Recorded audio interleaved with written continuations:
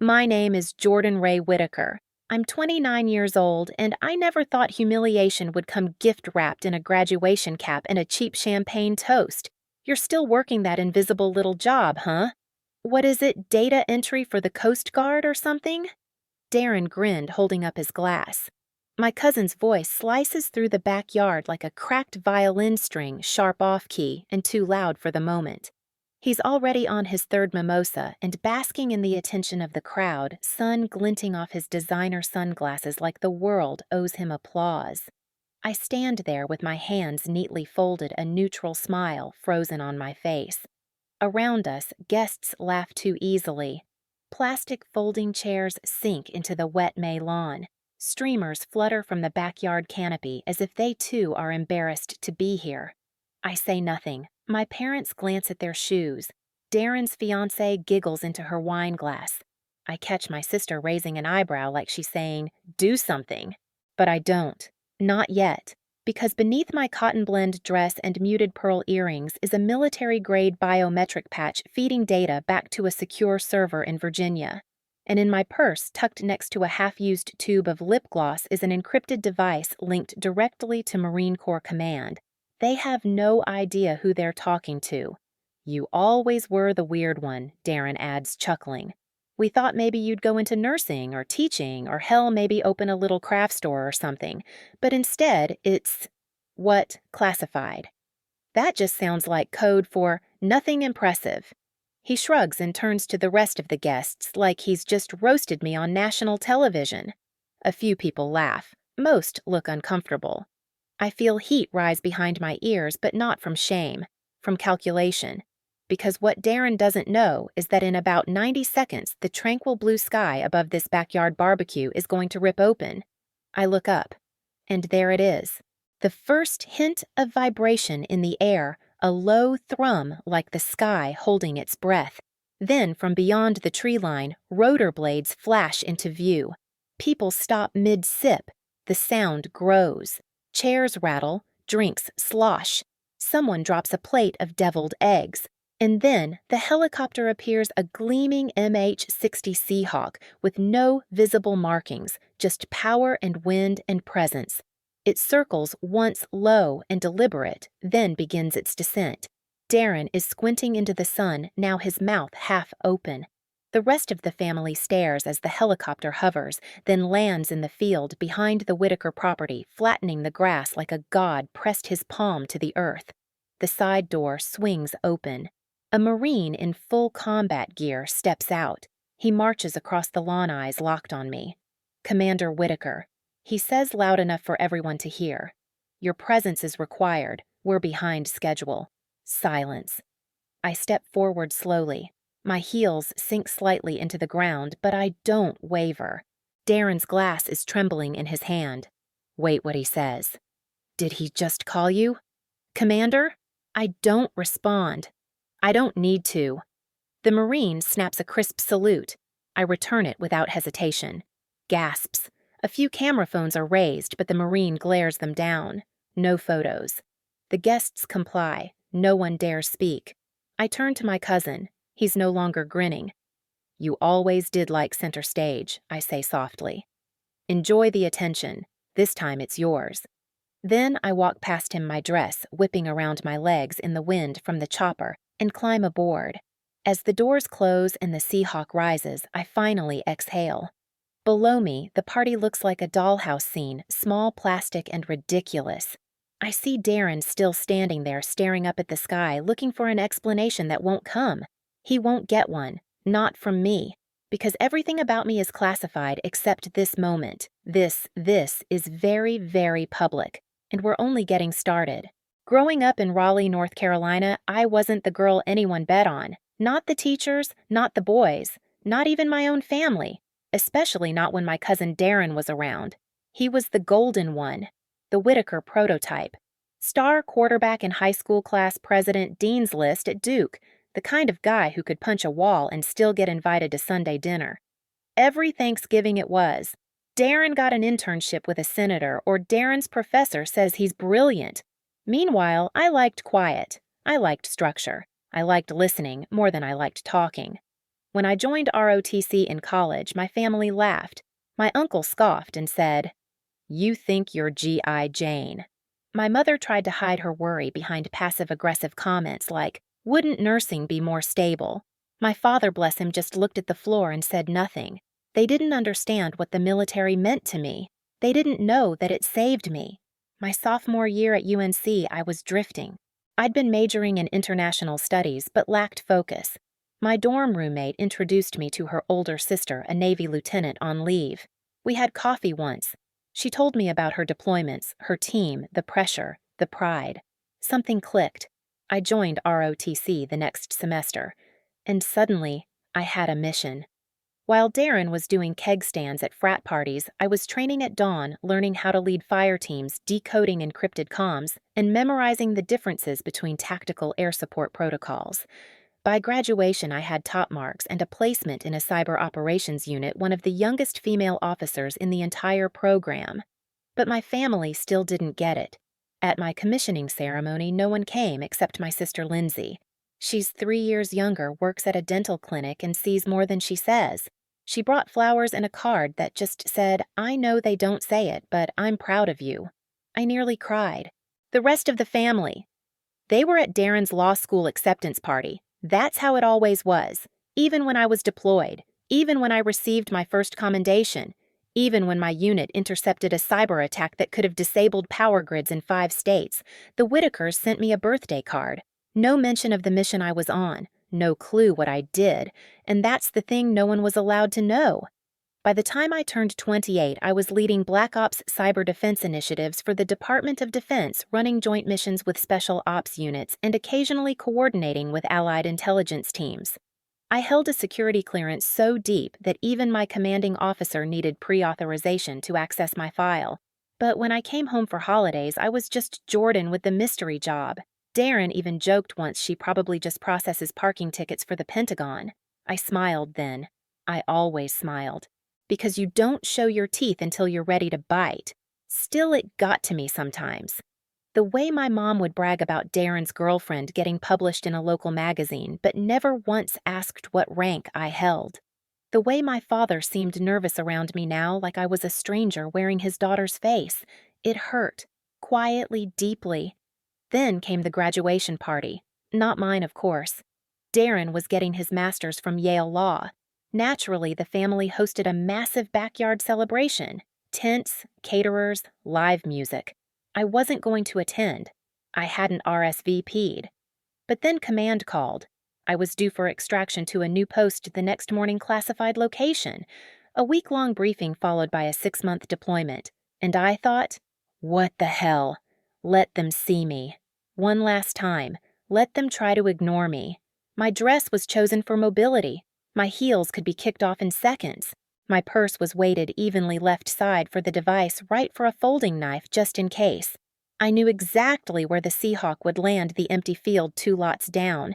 We had coordinated everything within the hour. Still, I didn't expect the moment to feel that sweet. Didn't expect the Marine to say it that loud. Didn't expect Darren's face to pale like that, like he'd seen something holy and terrifying. But what I really didn't expect was what came after. Because as we lifted off and the wind swallowed the backyard, the Marine beside me turned and said, "Commander, we've got a situation. Sensitive asset compromised near domestic territory. We're rerouting. Orders are direct from NSC." I nodded, heart steady. Whatever it was, I'd handle it. But I also knew deep down that the past wasn't done with me yet. And next time, I wouldn't just be showing up. Next time, someone else would be answering to me. We landed near Langley under cloud cover. The moment I stepped out of the helicopter, I felt the tension in the air like metal straining before a snap. 2 agents in dark suits met me on the tarmac. No names, no pleasantries. Just Commander Whitaker this way. The facility wasn't one I'd been to before. That was enough to raise my guard. I scanned exits, instinctively counted cameras, noted the way the doors locked behind us with a delay. Down a corridor through 2 sets of biometric scans, then into a steel-walled room. A digital screen flared to life as soon as I entered. On it, encrypted chatter, snippets of intercepted comms from a domestic threat. Phrases like "ready to leak" and "her file is protected but not invincible." A username flickered on screen that made my stomach twist. Whitaker72. Darren. It wasn't just a match. It was a verified login, his email traced to his IP, tied to a string of anonymous posts on a dark web forum known for selling government information. I sat still. Commander, one of the agents, said, "We believe this is an attempt to access and distribute classified personal records, including yours. My file, my missions, my identity, my clearances, everything I'd sacrificed to protect. And my own cousin was trying to expose it. Do you want to see what he accessed?" the second agent asked. I didn't hesitate. Yes. What they showed me wasn't the deepest intel he hadn't broken far in, but it was enough. Deployment dates, code names, partial mission logs. And then, a redacted dossier with my full rank and designation. I felt cold, not angry yet, just hollow. "He doesn't know what he's handling," I muttered. "He thinks this is a game." The agent nodded. "But if he sells even one piece of that data, people could die. You understand the implications?" I nodded. But in truth, I wasn't thinking about the national security implications. I wasn't thinking about protocol. I was thinking about how Darren had laughed at me just days ago, had smirked at my job, had nudged a beer toward me like I was some distant cousin who worked retail. And the whole time, he had been trying to burn down everything I built, everything I am. That night, I couldn't sleep. Not in the secure quarters they gave me. Not with the weight in my chest. I stared at the ceiling and thought back to when we were kids. Darren used to cheat at board games, and when I caught him and told our aunt, he looked me dead in the eye and said, "You're just mad, you're losing." No matter how big his lie was, he always found a way to make others feel small. This was no different. But this time, the stakes weren't a game.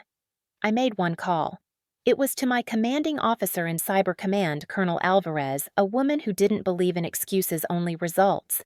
"Ma'am," I said, "I need to run a private trace. Clean, quiet, under flag 6. There was a pause. "Commander Whitaker, this related to that data breach. Yes, ma'am, you have full permission. Don't get caught. Don't get emotional." Too late. By morning, I had built a map. I traced Darren's forum activity through every VPN he used. I decrypted 3 aliases and found crypto transactions linking back to him. He hadn't sold anything yet, he was dangling the bait, but someone had already made an offer. $75,000. For my file? The worst part, Darren had labeled the post "Family Secrets the Government Doesn't Want You to Know." I stared at that title for a long time. My hands didn't shake. My face didn't twitch, but inside I burned. I sent a request up the chain temporary leave mission exemption under internal conflict protocol. It was approved in 6 hours. Next stop home. I arrived in Raleigh with nothing but a go bag and a purpose. I didn't go to my parents' house. I didn't call Lindsay. I drove straight to Darren's loft downtown. He was there. Answered the door with a smug grin and a mug of coffee. "Jordan," he said. "Didn't expect you back so soon." I didn't respond. He motioned me in. "Still doing the secret squirrel stuff, huh? Or are you allowed to talk about it now?" I stepped inside, scanned the room. His laptop was open, multiple tabs, dark web browser minimized, amateurs leave trails. Darren always had. He followed my eyes. "You're still intense," he chuckled. "What you think I'm selling nukes or something?" I turned. Looked him dead in the face. "I know what you've done." He blinked. Laughed again, but weaker this time. "What are you talking about?" I reached into my bag and tossed a folder onto his coffee table. His smile dropped. "I have your login history. Transaction attempts. Metadata from the server you used at Yale. You didn't even mask the MAC address." He swallowed. His hands twitched slightly. "I didn't mean to. I wasn't gonna sell it." I cut him off. "You already tried." Silence. I stepped closer. "You didn't just violate a system. You betrayed your country. You put lives at risk. You put my life at risk." "I didn't know it was yours," he burst out. "They said it was a defense contract, some anonymous profile." "I didn't know. But you knew it was federal. You knew it was illegal. You knew it was mine when you stood there laughing at me in front of everyone." He slumped into the couch. "I was jealous, okay? You show up in your black boots and your tight little uniform and everyone stares, and Mom never stops talking about you. Jordan's so brave. Jordan's the real one doing something important. I wanted to feel like I mattered. I stared at him. My cousin. The man who almost destroyed me for a taste of relevance. You could have asked me, Darren, I whispered. You could have just asked me who I really am. I left without another word, but I wasn't done. Not yet. The sun was setting when I left Darren's loft, but the weight inside me made it feel like midnight. I should have felt triumphant. I had caught him, stopped the leak, neutralized the threat before it detonated. But I didn't. I felt hollow, like something fundamental inside me had cracked, not from what he tried to do, but from what it exposed. From the fact that I could wear a uniform, lead teams into danger, survive the worst war zones on Earth, and still be so utterly alone in my own family. I didn't go back to my hotel. I drove, aimlessly like I used to in high school when I needed to clear my head. Only now the roads were unfamiliar. The city had grown around me like vines, new towers, new lights, new people who didn't know my name. Eventually, I parked outside a gas station and just sat in the driver's seat. It was all too much. The coldness in Darren's eyes, the silence from my parents since graduation, the way my uncle had laughed low and pitying when I said I couldn't stay for the party. Of course, off to go file papers again. That line, that damned line. They still thought I was some desk clerk in a glorified government office. Not the woman who'd led covert operations across 4 continents. Not the commander whose decisions had saved and taken lives. Not the soldier who'd watched friends die in places no one even knew we operated. They didn't want to know who I was. They wanted the version that made them feel superior. And for so long I had let them believe it. I'd hidden behind the clearance, the secrecy, the security walls. It wasn't for their protection anymore. It was a shield. One I used to avoid the truth, that I didn't belong here, not to them. Not really. My phone buzzed. A text from Colonel Alvarez leak suppressed. Containment confirmed. Full lockdown initiated on Whitaker file. Good work. Take the rest of the week. I stared at the message. Then deleted it. Good work. That's all it ever was. Work. Missions. Wins. Objective complete. But there were no medals for this one. No flag to fold. No team to debrief. Just me. A cracked voice and a car that smelled like coffee and sweat. The gas station lights flickered overhead. A guy came out carrying 2 slushies and a pack of gum. I watched him walk past without looking up from his phone. The world was moving on. But I was still stuck in that moment, Darren's voice echoing in my head. I just wanted to matter. Hadn't I felt the same once? Hadn't I joined the Navy because I wanted to matter more than I did? I remembered sitting at the recruiter's desk 18 pissed off after my dad told me I wasn't cut out for the Marines like your brother. I remembered the fire in my chest, the desperate need to prove him wrong, to prove everyone wrong, and I did, but I lost something in the process. Somewhere between deployments and debriefs, secrets and scars, I had lost the version of me who wanted connection, who wanted to be understood, not just respected. And now, all I had were clearances and silence. I started crying, not loud, not dramatic, just quiet tears leaking out like steam from a pressure valve finally cracked. No one saw me, and that somehow made it worse. The next day, I did the thing I swore I never would. I went home, not to confront them, not even to explain, just to see. To confirm what I already suspected. My parents' house was the same chipped driveway, same flag hanging faded from the porch, same sound of the neighbor's dog barking 3 houses down. I parked 2 blocks away and walked. No uniform, no badge, no clue if they even knew what had happened with Darren. When I got to the door, I almost turned around, but then I heard them inside. Voices, laughter. I stepped up to the porch, peered through the window. My dad sat at the dining table with my mom and my brother, Darren too. He looked fine, no shame, no remorse. They were eating lasagna laughing at something on TV. And then I heard it. My name.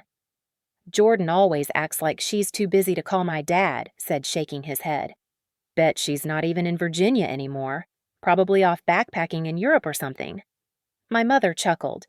Well, as long as she's happy. My brother. She was always intense, even as a kid. Always wanted to be better than everyone. And Darren. He smiled. Some people join the military because they believe in something. Jordan just joined to prove a point. They all laughed. I stood there frozen. There it was. The truth. They had no idea who I was, no clue what I did, no concept of what I'd sacrificed, endured, or protected. But the worst part, they didn't want to know, because knowing would force them to reckon with their own smallness, their own comfort, their own easy lives. I backed away from the window, and this time I didn't cry. I just turned, walked down the street, and never looked back.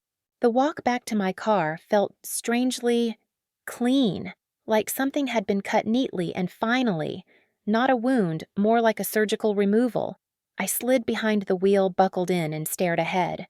No music, no GPS, just silence and the humming realization that something fundamental had shifted inside me.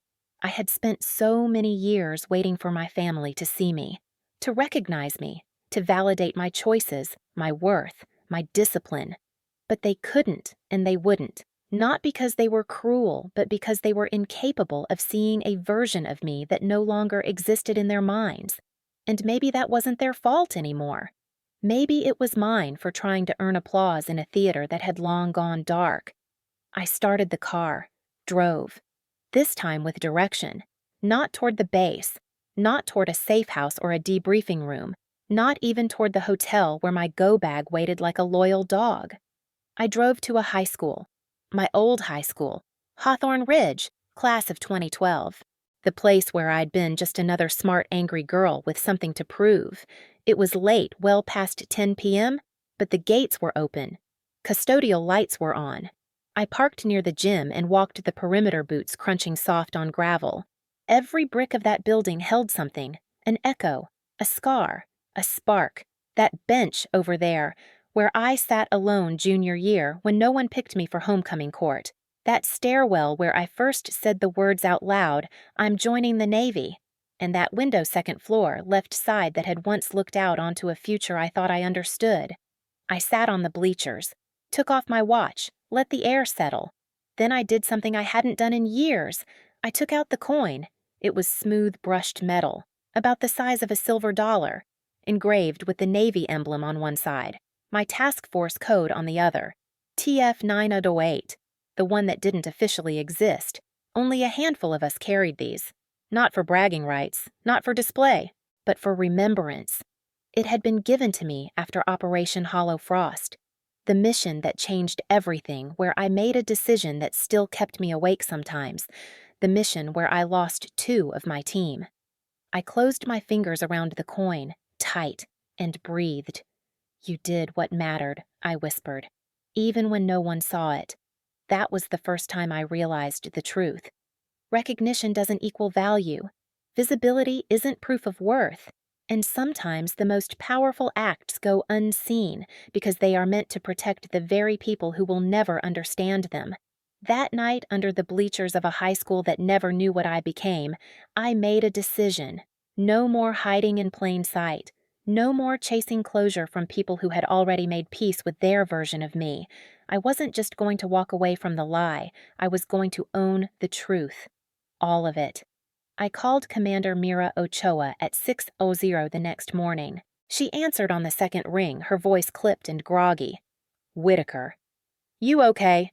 No, I said, but I'm ready. There was a pause. Then softly, talk to me. I told her everything. Darren, the breach, the conversations, the surveillance files, my family's complete denial, and what it cost me. You want a formal report? I asked, voice tight. No, she replied. I want a solution. I want a new posting. Overseas, number visible. That caught her attention. She paused. You sure? I nodded, even though she couldn't see it. I want to do work that shows. That helps people who know what it means to feel unseen. Another long pause. Then there's a special assignment opening next quarter. Norfolk, civil military affairs. You'd be front-facing, public. Not combat, but still critical. Perfect. You'll be the highest-ranking officer there. They'll hate you for it. I'm used to that. You're changing Whitaker. No, I'm just done pretending I haven't. When I hung up, I felt lighter. Not fixed, not finished, but lighter. And that was something. The next few days blurred. Packing, debriefing, submitting a full internal log of the Darren situation. It was classified immediately permanent seal under Code 9F. He would be monitored quietly, indefinitely. No charges, no exposure. As for my family, I left no note, no calls, no final dramatic goodbye. They didn't notice my absence, which proved everything I needed to know. On my last day in Virginia, I stood outside the very university where it all began, where Darren mocked me where the insult took root. I stared at the plaza, the fountain, the same architecture students posed beside for graduation photos, and then for the first time I walked into the administration office. I'd like to update my alumni profile, I told the front desk attendant. Of course, she smiled, tapping the screen. Name Commander Jordan Whitaker, I said clearly and without apology. U.S. Navy. She looked up, her eyebrows lifted. Oh, that's impressive. Yes, I said. It is. I walked out without looking back. My badge was tucked in my jacket. My transfer papers were already signed, and somewhere not far from here a chopper would land when I needed it. Not because I wanted to show off, but because I had earned that call. And next time someone scoffed, I wouldn't need to defend myself. My silence would say it all. The call came on a Thursday afternoon, exactly 4 months after I transferred to Norfolk. I was walking back from a veterans outreach meeting when my phone buzzed. The number was local but unlisted. Whitaker. Commander Whitaker said, a voice I hadn't heard in a long time, soft, unsure, and very out of place on a secure line. It's Darren. For a beat, my feet stopped moving. The breeze around me vanished, replaced by that eerie stillness like just before a storm touches down. I know I'm not supposed to call you, he rushed on, but I didn't know who else to contact. What's going on? There was a pause. Swallowing. It's Dad. My father. That's not my jurisdiction anymore, I said coolly. I know, he whispered, but he's asking for you. And just like that, all the emotional scaffolding I'd built cracked at the edges. I could have said no. I had every right. But something about Darren's voice, stripped of its usual smugness, unsettled me. It wasn't guilt, it was something closer to fear. Real, desperate fear. What happened?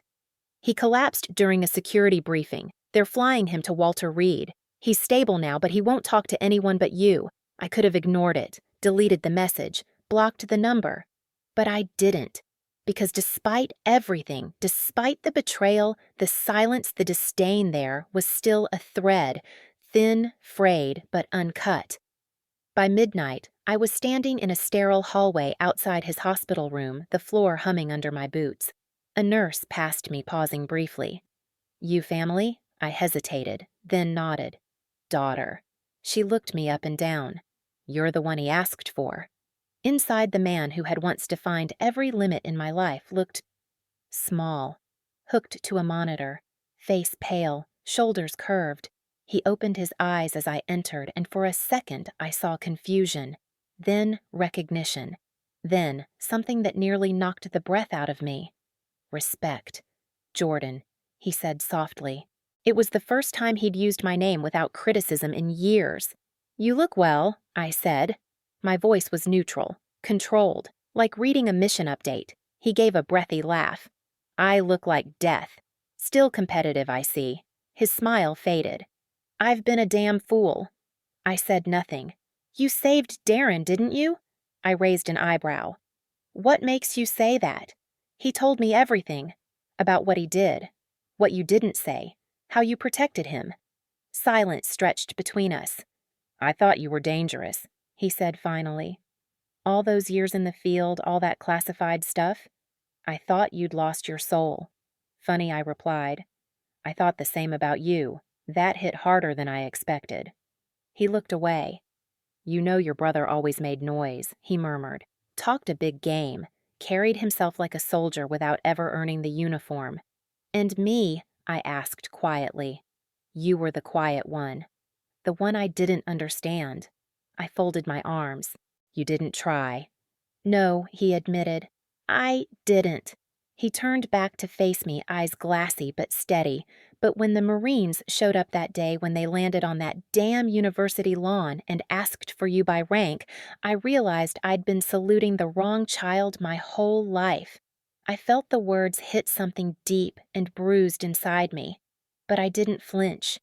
"You don't get to rewrite the past," I said gently. "I know. You can't undo the damage. I know. But you can listen now." His lips tightened. Then he nodded. "Tell me everything." And for the first time ever, I did. Not the classified missions, not the kill counts or coordinates, but the feeling of coming back covered in dust and blood, only to be told to take out the trash.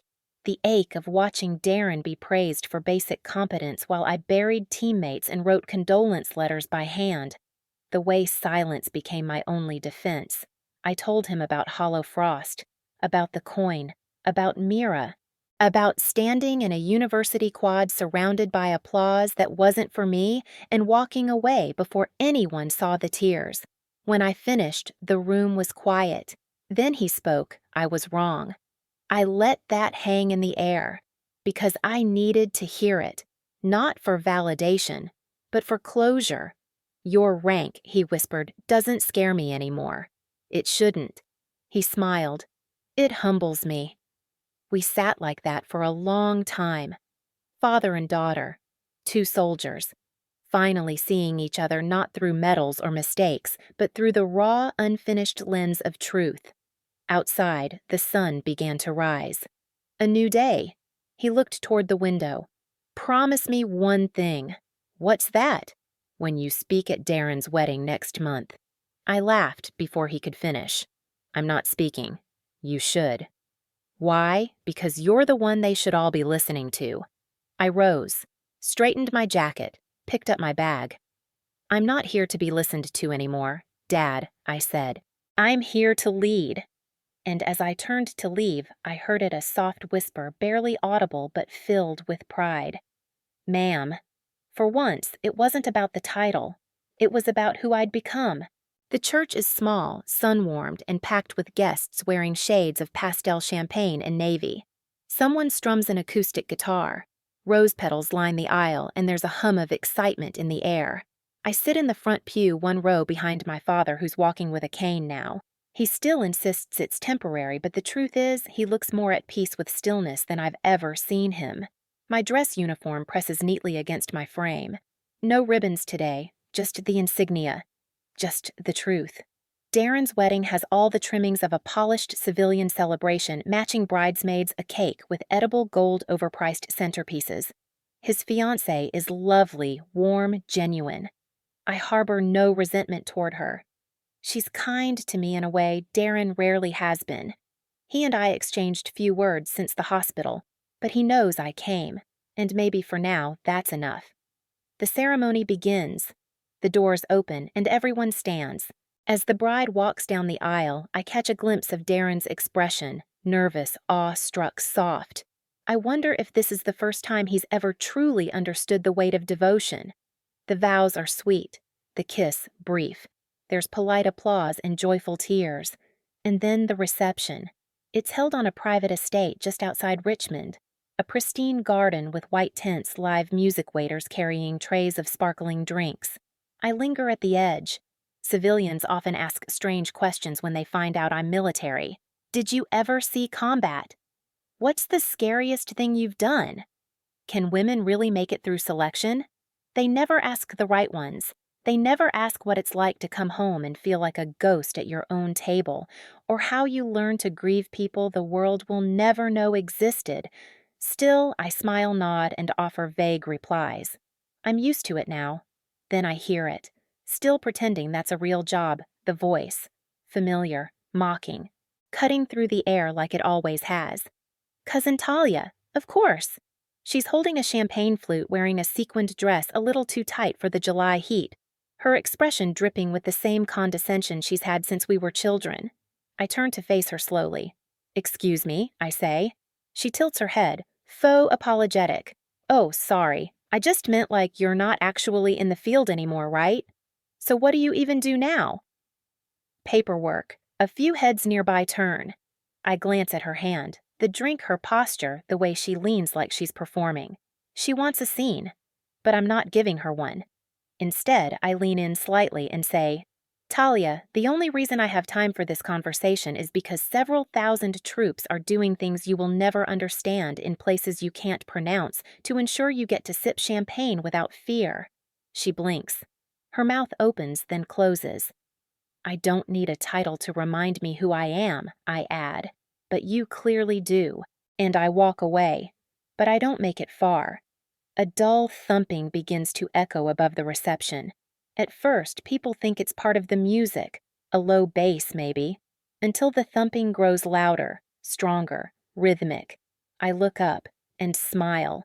A CH-53E Super Stallion helicopter, massive and unmistakable, cuts through the sky. A Marine crew chief leans out the side, scanning below. The entire wedding party freezes. Glasses are lowered, phones come out, people begin filming. The rotor wash flares, the tablecloths sends napkins flying. The helicopter begins to descend, hovering just above the far edge of the field.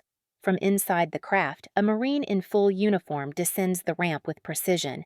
And then I hear it amplified over a loudspeaker. "Commander Whitaker, we're under strict orders to extract you immediately." Gasps ripple through the crowd. Someone drops a fork. I step forward. My boots click on the stone path. Grass crunches underfoot. My uniform catches the wind, and for a moment time bends like the old world and the new are colliding. The Marine salutes. "Ma'am, you're needed. Urgently." I nod once, understood. I don't look back at the stunned crowd, though I feel their eyes follow every step. But as I reach the edge of the helicopter ramp, I pause. I turn slightly, catching Darren's gaze across the field. His mouth is parted in shock, but his eyes are wide, not with envy, but something closer to reverence. My father stands slowly leaning on his cane. And then, like muscle memory, he raises a trembling hand and salutes. My breath catches. I nod to him. The Marine gestures me aboard. We lift into the sky, rising higher as the guests shrink below the entire wedding, becoming smaller than a thumbnail, and I finally exhale. Up here, the noise fades. The pressure dissolves. The expectations, the comparisons, the years of being misunderstood, they all blur into the clouds. All that's left is truth. I'm not just the girl they underestimated. I'm not the quiet one anymore. I'm Commander Jordan Whitaker, United States Navy, and I've stopped asking for approval. I've already earned it.